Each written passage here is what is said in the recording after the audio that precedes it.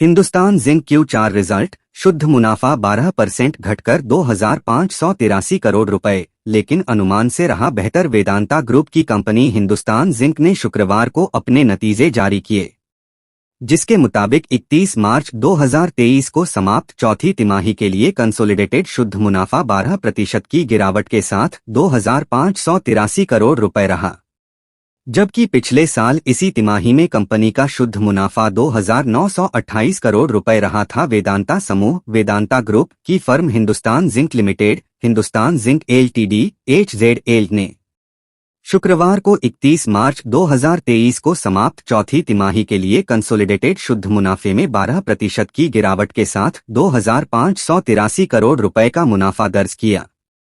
पिछले साल इसी तिमाही में कंपनी ने 2,928 करोड़ रुपए का शुद्ध मुनाफा कमाया था।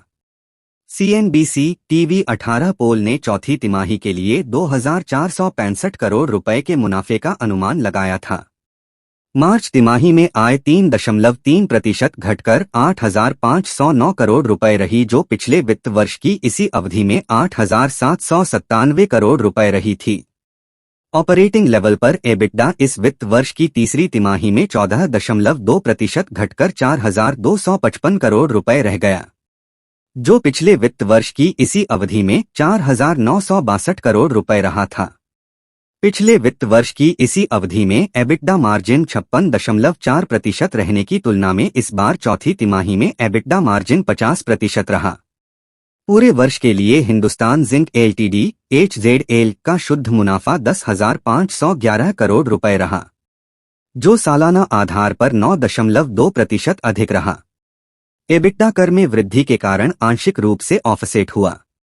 ऑपरेशंस से रेवेन्यू 34,098 करोड़ रुपए रहा, जिसमें सालाना आधार पर 15.8% की वृद्धि देखने को मिली। पूरे वर्ष के लिए एबिटडा 17,590 करोड़ रुपए रहा, जो साल दर साल 8.0% अधिक रहा। वहीं तिमाही आधार पर जस्ता, सीसा और चांदी की कीमतों में वृद्धि के साथ धातु और चांदी की मात्रा में सुधार के कारण रेवेन्यू में 8.2% की वृद्धि हुई। बेहतर रेवेन्यू और कम लागत के कारण मुख्य रूप से तिमाही एबिटडा में सुधार हुआ।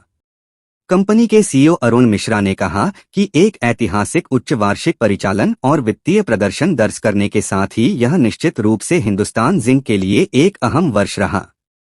इस साल हमने 10 लाख टन धातु के मार्क को पार करने का उत्कृष्ट माइलस्टोन हासिल किया।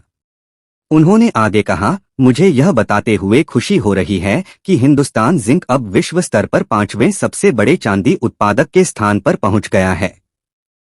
इसके अलावा हम क्षमता विस्तार, सिनर्जेटिक ग्रोथ और वैल्यू इंटीग्रेशन की दिशा में निर्देशित अपनी रणनीतिक विकास परियोजनाओं पर अच्छी तरह आगे बढ़ रहे हैं।